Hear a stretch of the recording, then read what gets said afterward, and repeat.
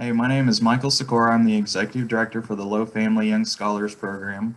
The program started in the end of 2006, beginning of 2007, and very quickly kind of started partnering with Big Brothers Big Sisters of Oklahoma here in Bartlesville. We are an academic side, mentoring based scholarship program that once students go through our program, they will receive a scholarship. We have three partner endowments. One's with RSU, Rogers State University, and one's with OSU, Oklahoma State University, and Oakwoo here in Bartlesville, Oklahoma Wesleyan. And students can receive up to $16,000. That's spread out over 4 years, and is also based on the student's involvement with or how many years the student's been in our program and been matched with a mentor. So in the past, we have recruited as young as 5th grade, but now we've pushed it up a little bit to as young as students going into 7th grade. So we try to run this process at the end of the 6th grade or at the end of the spring semester, so that we have the summer to start that first matching process, and then go into the next year's school. So while summer is a little bit more available, we thought it would be a better opportunity to get some social activities in while we can. We will take as young as 7th grade, but we can take students going into the 11th grade. And we know that matching students younger has been shown to be a lot more successful than matching some of the older kids. But if there's some academic stellars that are juniors, we actually had one last year come in, and he's 4.0. He's got his head on his shoulders. He's got a lot of questions about college and preparation for college, and he took part a little bit of one of the programs we offer as an ACT prep class. One of our mentors has stepped in. Couple years ago, it was a mentor and a board member who stepped in and volunteered to teach some classes on the ACT prep class. So we try to find some different unique things to get the kids involved with, that being one of them. We've been looking into possibly doing a writing lab at some point. We're looking into something like that, and we're looking there. So that's kind of circumstantially related to the main part of our program. But I would say the biggest part of our program is the individuals that meet with the students on a regular basis, and these are the mentors.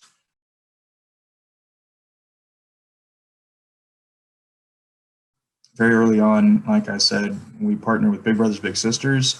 They had a process already set in place. It didn't make sense for this program to reinvent the wheel, so we got involved with them, and they had the insurance, the liability. They had the process of identifying successes and things that could be really involved in a successful mentor relationship. And we still, even till this day, we get confused because they call them bigs and we call them mentors, and it's, it depends on who you're talking to, and it can get all a little haywire at some point. But and same thing with the littles, with their littles over there and their mentees over here. And so they do a really good job of an interview process, vetting both the littles and the bigs. it's been a very big help from us, not just from getting the mentorship started, but also continuing to keep in touch with the mentors, the mentees, and the parents. And so they do, for the first year, a monthly check-in with all three groups. Usually it's a phone call, sometimes it's a face-to-face interview. Um, and and after that first year, it'll be quarterly touches, and we do quarterly touches. So we keep in contact with each other pretty regularly, see if just to keep the communication open and clean, and sometimes, you know, the kids or the parents will tell Big Brothers Big Sisters something and think that they told us. So it's just it's a little bit of a hiccup in some areas, but I think the pros definitely outweigh the cons on some of those. So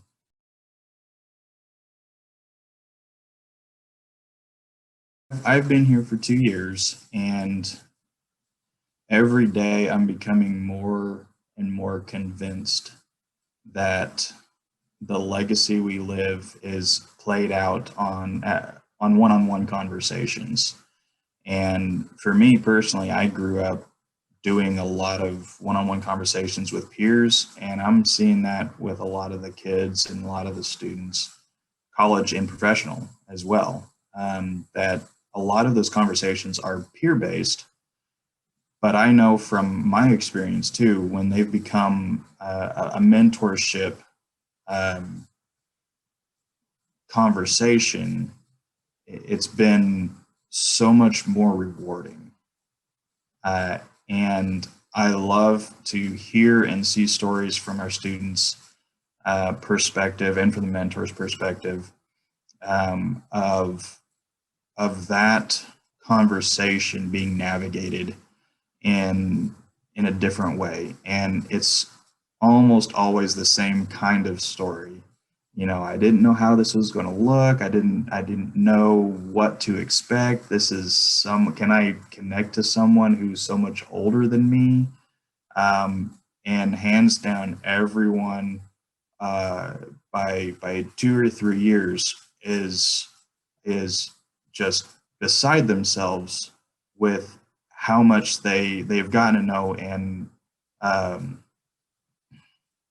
really become friends with this person, their mentor, and how many different life struggles that they've gone through and together is really neat. And it's just a fun thing to hear that what the changes have been as high school changes into college and college graduates. And we have now some of our college graduates from the program. We have 12, and one's at a credit union here in town, Truity Credit Union, and one's at the Research Center at Phillips 66. We have one at Grand Lake Mental Health Center. We have one who started work at Verizon, who's no longer there, but as I forgot where she ended up going afterwards, but doubled her salary within a couple of years. So that's really awesome. And just to hear some of the life experiences are just amazing to see.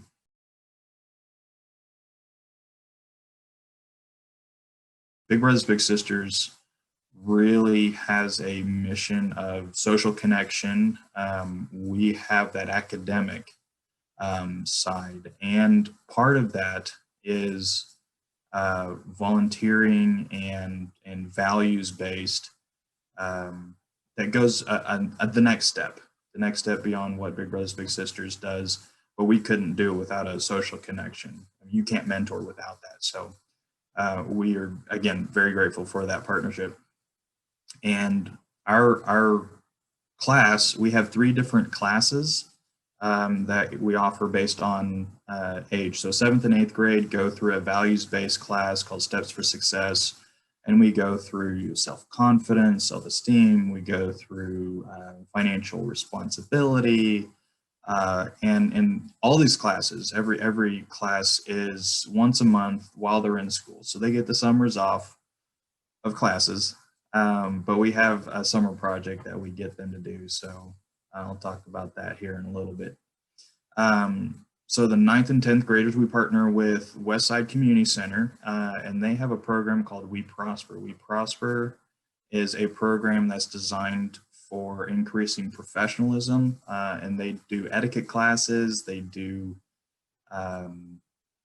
mock interviews, resumes, public speaking, and this is the fun thing for We Prosper, and everyone does it for this reason, is for the summer, they have an 80-hour placement somewhere in town, maybe at the Animal Rescue Foundation or SPCA or Kitty Park, and they get $100 for doing that. So they get a little taste of what a job looks like, even as 9th and 10th graders before you can work, whatever that actually looks like. But and some of our kids continue working at Kitty Park, regardless of the placement from We Prosper or just a couple years. It's a really fun thing for the younger kids to get involved with and to kind of help out with some of the little tykes that come in the families.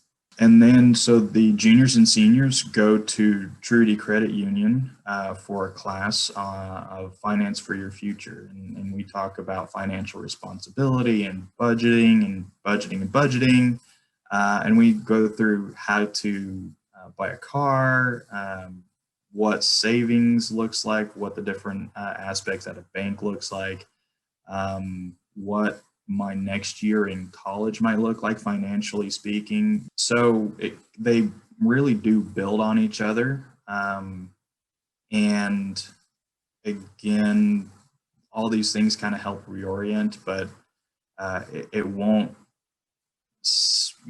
solidify in the student's mind without the help of the mentors and being able to talk to them. So we see those who have had those conversations and continuing the conversations past the classes are the ones that have a lot more confidence when they get to college.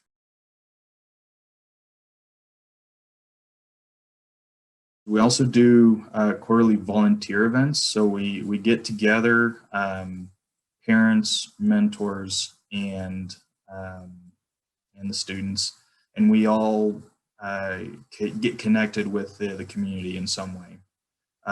One way is we clean up Kitty Park. So we do that. We get involved with other places in Bartlesville as well. And it just kind of depends on what it is and when it is. Since COVID-19, this is our first volunteer activity that we're getting back to it. So we were blessed to do some pen paling last fall semester with a group here called Elder Care. Elder Care has some elderly folks that come for the day. They do have a memory care unit, but we didn't do a pen pal with them. But some of the guys that just have some daily activities they do gardening. They have master gardeners come in and talk, and all sorts of fun stuff. And so we decided to have some of our students do a alternating, write a letter and send a video. And they got a letter and a video back from these guys, and some of the staff helped. And it was really fun to connect to some folks who, couldn't see friends and family too often because of the social isolation. So we got involved with that a little bit. And but we'll have the flexibility of doing other things. One of the fun summer projects that we do is we get involved with the kids section, the younger kids section of Sunfest. And Sunfest is a big thing for Bartlesville that brings in a bunch of artists from local states, not just Bartlesville, not just Oklahoma area, but lots of different crafties and different things. A lot of music comes to the shows, and so we kind of have a little volunteer basis for hanging out with the kids and make them do some little activities and stuff like that while they're walking around and have a little break from eating the food and the root beer and shark on a stick. We get involved back in the community this way and all together. The idea is that we're all together as a group, as the mentors can converse with the mentors, parents can converse with parents, and kids with kids as well. And another way we do this is through our quarterly meetings. We get together on Saturday mornings, mostly Saturday mornings, and once a quarter, and it's lecture based, but we also get activities, and we have to move. Just sitting down for 2 to 3 hours is it's no good on anyone. And so we try to get some activities interspersed, and Big Brothers Big Sisters usually comes to those, and we do some things that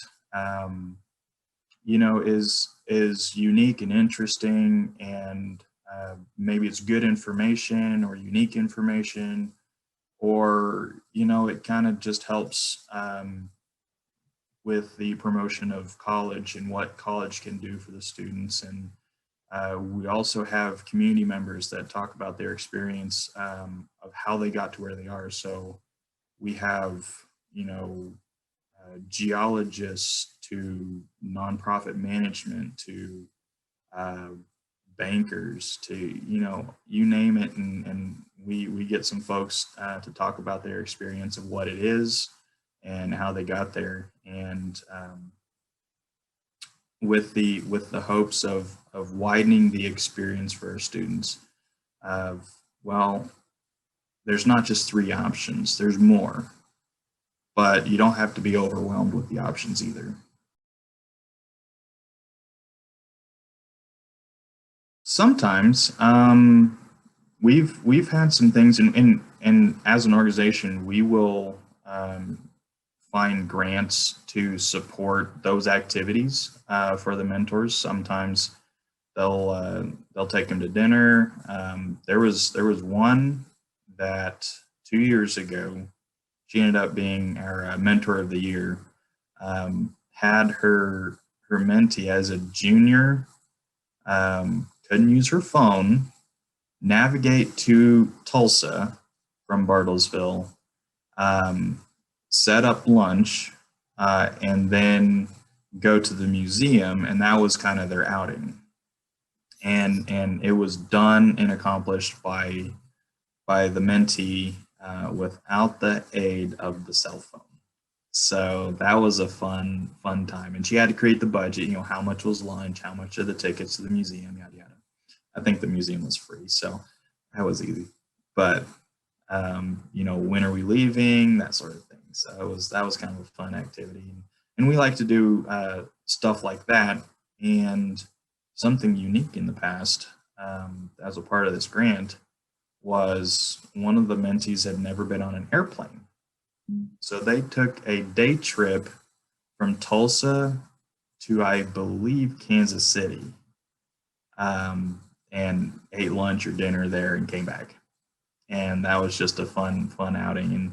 And so we helped financially with that. And we'll do different things like that for the mentees. And a lot of the times we do find that some of the ethos of mentoring is, well, I'm doing this out of the kindness of my heart, so we're not going to ask for money from you. So I'm like, that's why we're here. So sometimes we do that. And this past year, we got a grant from the Arvest Foundation. And part of that grant was to support our seniors getting a new business ensemble for interviews and for scholarship interviews and that sort of thing. So we had our seniors take advantage of that. And so the mentor and the mentee went out and got got some clothes that way.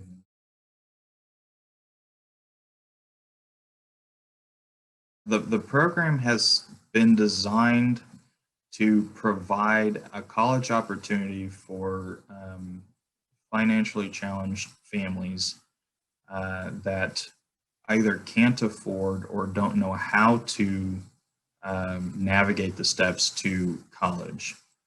Ultimately, with the goal of breaking generational poverty in Bartlesville. We don't really break out of Bartlesville. It's Bartlesville public students only. Actually, in the very beginning, it was one of our elementary schools, but was a few years after it started was opened up to all of Bartlesville.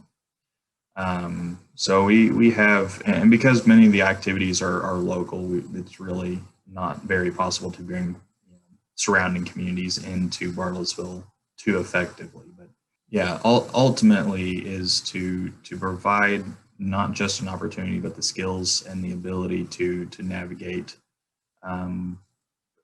something that maybe sometimes the students don't really believe is possible.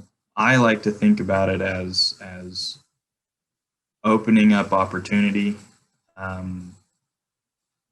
and with the hopes that the training and the conversations are sufficient for them to take the responsibility on their own to exercise their ability to get connected to the community, and we're seeing some of that happening with some of our first college graduates wanting to get back involved. Some back with us, but some with other programs in Bartlesville. So we're seeing that connection back to the community with the students that went through our program, and that's really encouraging. And a lot of the statistics is saying that too. The students who volunteer growing up are the ones that are more likely to continue that as an adult. And even more so when it's not mandatory, when it becomes something that they want to do as a younger kid, they'll continue to do a lot more strongly as an adult. So we're seeing some interest in returning to be a mentor. We're seeing some just general volunteer involvement.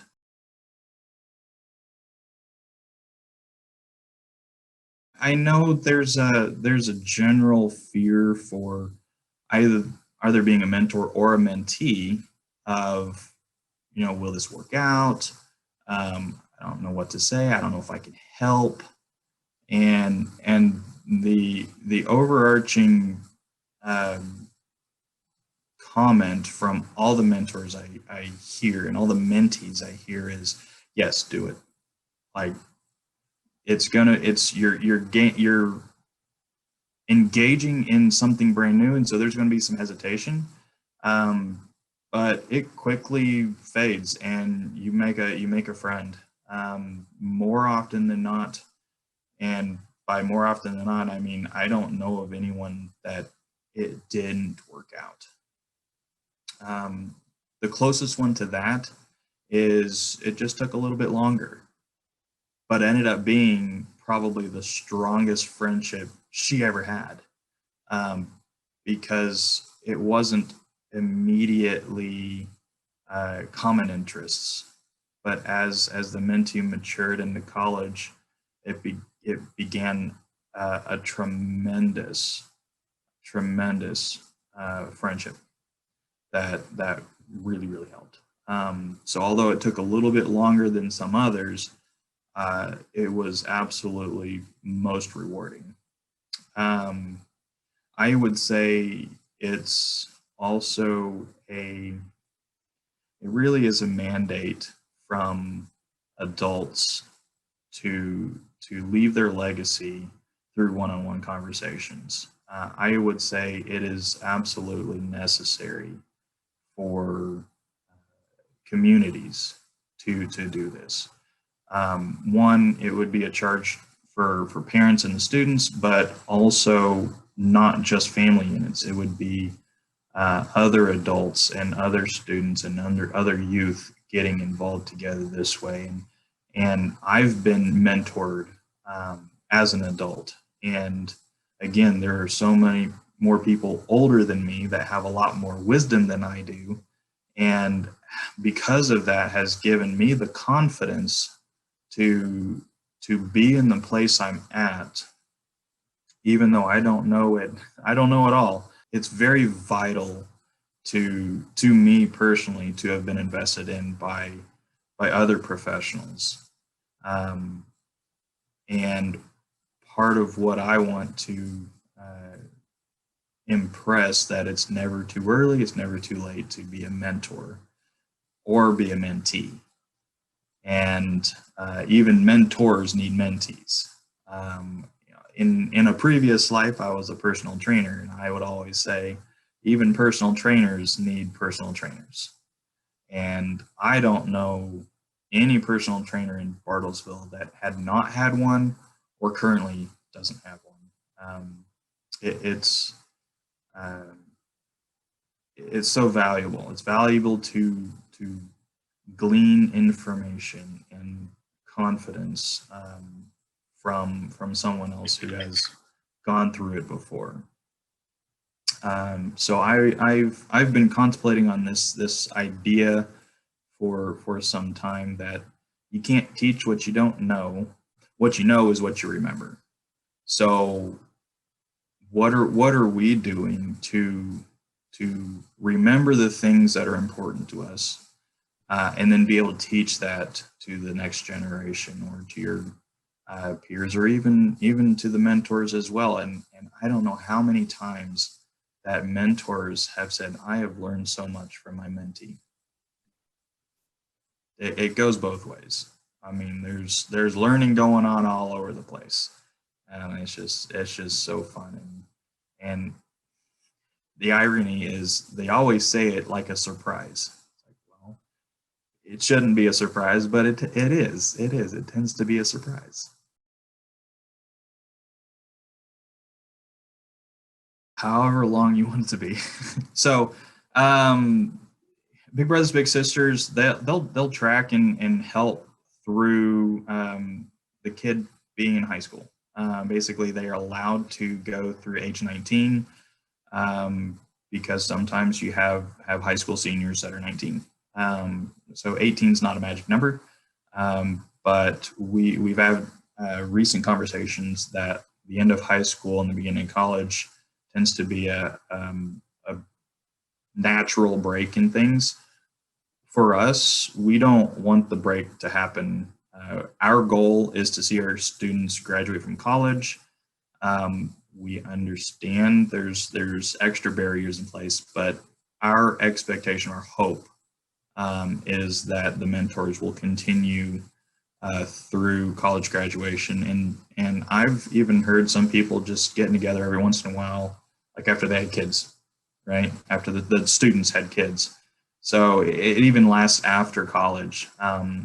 But you know, the beginning is 7th grade. In the past, it's been 5th grade, and it's been years to get to high school graduation. And some just last a lifetime, and some break at high school. And that's not to discount or discredit the impact that mentorship had while they were in middle school and high school. It is absolutely helpful and critical that this happened, but we have an expectation. It's muddy, but we have an expectation of college graduation, and we would hope that the mentors stay through that as well. The mentors, we encourage them to meet once a week for about 2 hours. I think the average ends up at least past a little bit. The average has been, twice a month, is kind of what it's been like lately. But most of the time, all that time in between has been filled with texting or some other form of other communication. I don't think emails are really a part of that. But sometimes it's FaceTime too. So there is engagement in between twice a month, but some meet once a week. But I think a lot of them are on both sides of the coin very busy, especially as they get older. The younger kids are a lot easier to meet with a lot more often, which is why we hope to match young, so that you've built up a relationship by the time they get to be juniors and seniors, and they're working and they're looking for other scholarships to help, and like, okay, well, maybe I can schedule it next week, right? So.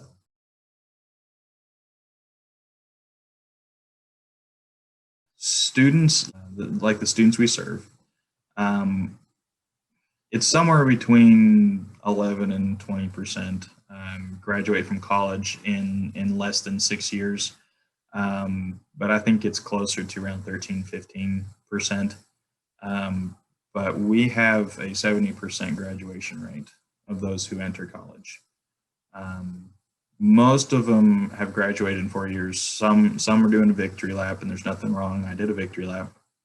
But we have had some, 1-2 years ago went to the Navy instead of college, and there's nothing wrong with going to the military.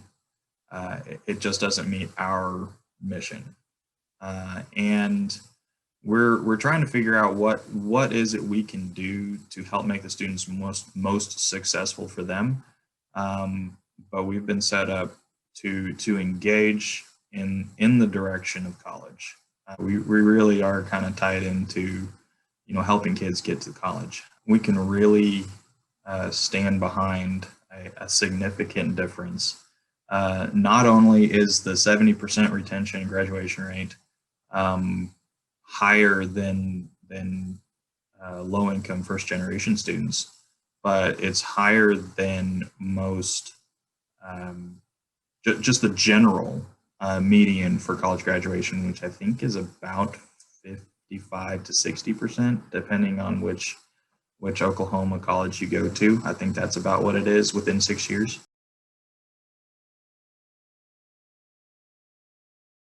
It really is completely up to the judgment of the mentor.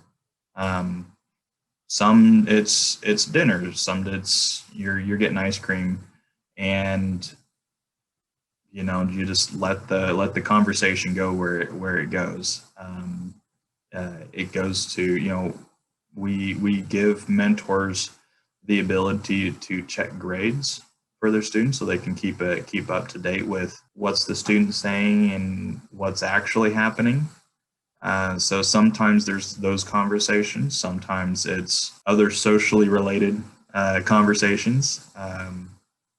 Maybe it's home life, maybe it's homework distraction, maybe it's whatever. So I think a lot of people try to fit in some fun activities along with some of those, let's talk about this sort of thing. And sometimes they do.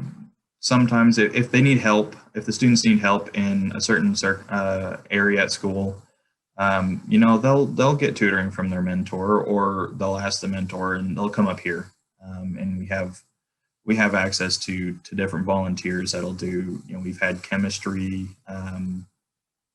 tutoring, we've had math tutoring, again, ACT. We've haven't really had a lot of English and literature, history, anything like that, mostly because of the nature of the the courses. But yeah, we'll help in those areas as well.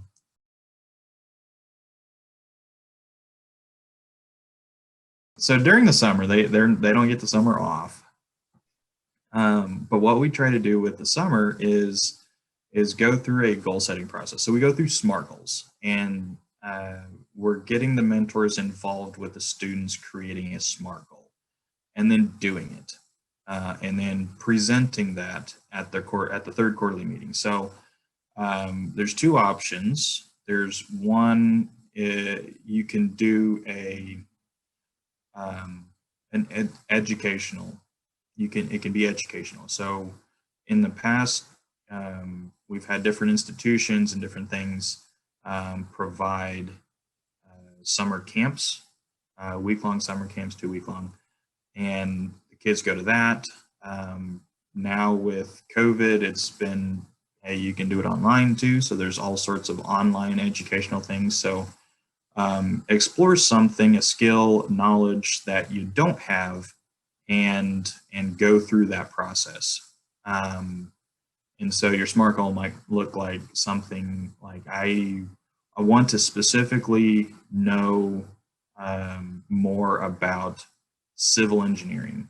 So I'm going to take this online course for civil engineers, geared to students, and go through maybe some of that process there, and then do something else. So that's on one hand, you can do the virtual learning environment or an in-person learning environment, or you can take that learning into a little bit more occupational setting where you would do shadowing with that civil engineer. And so if we have students that are interested in, there's a sophomore who's interested in engineering, and his mentor and I have been trying to figure out how he can follow an engineer this summer.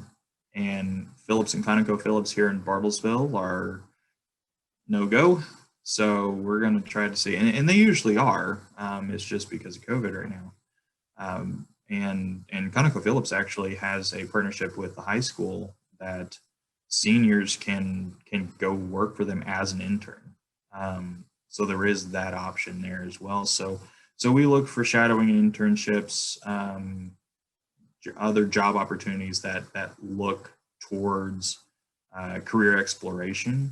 And so you have the skills based and the knowledge aspect to their summer project, or they have the careers exploration side, and then they take their SMART goals into that. So it is a part of our summer planning.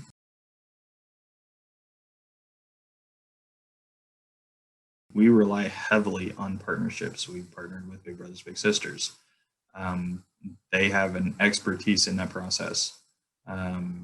We have partnered with the Westside Community Center, with banking, with other programs. So if there's anything that you can partner with, I believe the increasing the web of resources has been very helpful for our mentors to know that there's a larger basket to get a hold of, to pick from when it comes to figuring out what resources the students would need or would like to get involved with. So I think that's been very successful for us.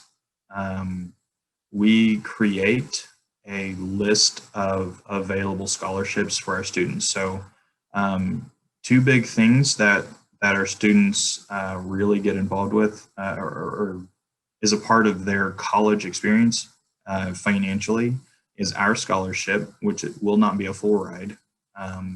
But they also receive Oklahoma's Promise, which is not a requirement to entering our program, but if they come in the program, they're going to apply if at all possible. There's only been a couple of our students that has not been possible due to age or something else. So almost all of our students will be receiving Oklahoma's Promise and our scholarship, which means almost all of our students graduate debt-free. Also because we really encourage more scholarships to be gone out and gotten. So we provide them a huge list of different opportunities for that.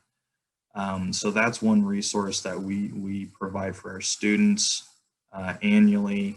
And there's a lot more people that are doing something similar in Bartlesville. So a lot of the organizations, nonprofits do things like that, but there's also another one, the Bartlesville Community Foundation, that puts out Bartlesville specific scholarships. So you're not just one of 2 million fish going for a national scholarship. You're 1 in 300, 1 in 100, looking at different Bartlesville community scholarships. And there's so many things in Bartlesville. Like one of our old high schools has a memorial scholarship that as long as they're in school, they can apply to get $1,000 scholarship, and that goes for PhDs as well. You know, you're still in college, you can still apply.